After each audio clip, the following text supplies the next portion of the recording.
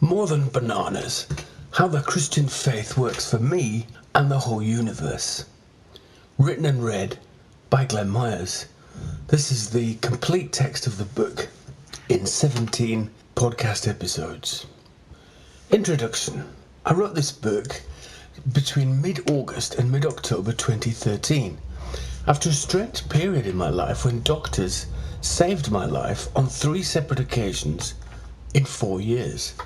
I've never written an easier book. I think it was because I've been thinking and blogging about this stuff for a long time.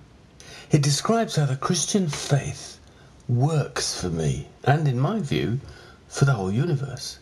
The title comes from my belief that current science, almost magical as it is in explaining lots of things, doesn't quite do it as an explanation of who we are really.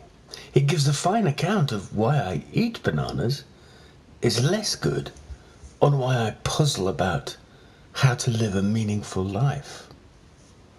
I hope you enjoy the book, the podcasts. Feel free to email if you'd like to continue the discussion. I hope to put some of the questions and responses up on a website somewhere, if that's okay. And my web address is glennmyers.info. Chapter 1. The problem. It's odd that we exist at all, yet we usually ignore this because, 1, it's really too hard to think about, and 2, we have many other problems that take our attention. Here are some of mine. I'm on holiday. Was that a grey hair I saw this morning? Is it too chilly to sit outside? Can I be bothered to make another cup of coffee before lunch? Yet perhaps we ought to try to think about the big stuff, at least once in our lives. Today I'm writing this looking out over Pembrokeshire Hills. Today, a different today, you are reading what I've written. We are linked across time by a thread of text and thought. The fact we're each thinking thoughts is perhaps evidence enough that you and I both exist. How can we exist?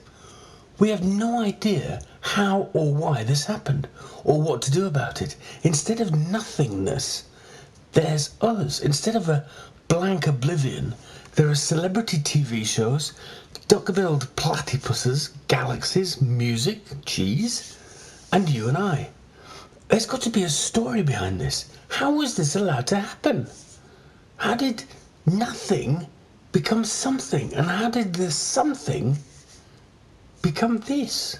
Science takes us part of the way, a dazzling story, now well known in outline. The start of the universe in a burst of light, the development of complex atoms, a happy random arrangement of organic molecules that leads to the self-replicating machine called life. Mistakes in the self-replicating machine, which means it can develop new forms. Then squillions of years of adaptation and growth, and finally some hairy beasts wandering the African savannah in search of soft fruit. My problem is that all this wonderful scheme only explains a little bit of us. It accounts for my liking for bananas and sex, because both these things help preserve my genes for the next generation. It means I'm pretty darn good at shopping, especially down the fruit aisle, where intelligence matters for nutrition. You won't find me mistaking an avocado for a mango. In all this, I'm evolution's child. But why do I hope and dream? Why do I hum music? Why do I long to meet God? Why does death, so normal a part of the cosmic order, as necessary as compost, feel like a rip in my personal space-time? Why do I love?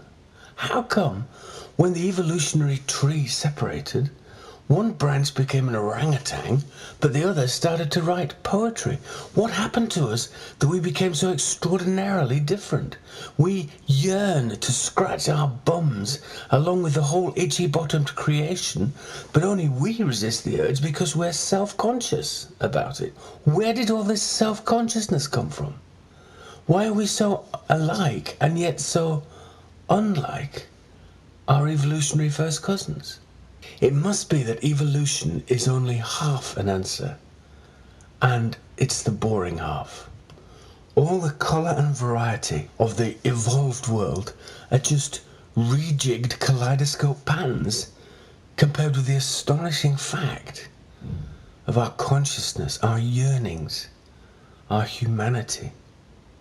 That pushes me to thinking that someone had a hand in creating me and you.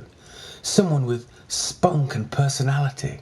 Mere evolution is chemical, mechanical, digital. It's also humorless and soulless. I'm not that way. Neither are you.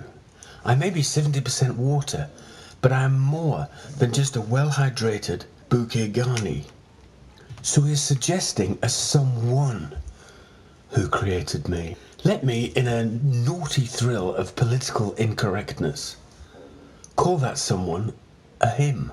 I've no reason to do this, beyond a desire not to get sidetracked. If a creator is going to create, he must contain within himself every possibility of maleness and femaleness, and much else besides. So we can't call him, since it excludes his herness or her for the equal and opposite reason. Yet to call this someone an it seems rude. And it is less than human, not more. So, since the thought police are better at destroying language than improving it, and haven't left us with a decent alternative, I'm going to call this someone a him, get it over with, and move on.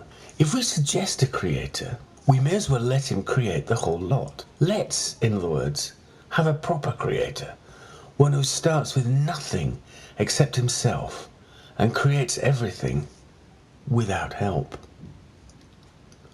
Annoyingly for many people, this view sits well with current science. Everything points back to a Big Bang, a moment of creation, less than 14 billion years ago. I'm old enough to remember that this theory used to be controversial. We used to have two theories about origins, a continuous creation or steady state model, and the Big Bang model. The Big Bang model had much against it. It was dreamt up by a cosmologist who had the bad taste to be a Catholic priest, and who could therefore be accused of reintroducing the idea of creation via a scientific backdoor. Deciphering the evidence for the Big Bang took lots of hard maths and a long investigation to decide whether a radio signal was really the dying echo of creation's song or pigeon droppings on the aerial. But eventually the accumulating evidence became overwhelming. The steady state theory wobbled and decayed into the nothingness from whence it arose, and the physicists trudged into line. It's embarrassing for a physicist, but these things have to be faced. Some of the most brilliant theoretical and observational work through the 20th century led us round an unexpected corner and smack into the face of a creator. Many physicists hope this intolerable Big Bang theory will not last. Perhaps it will not. Some work hard to overcome it, but it is orthodoxy for now.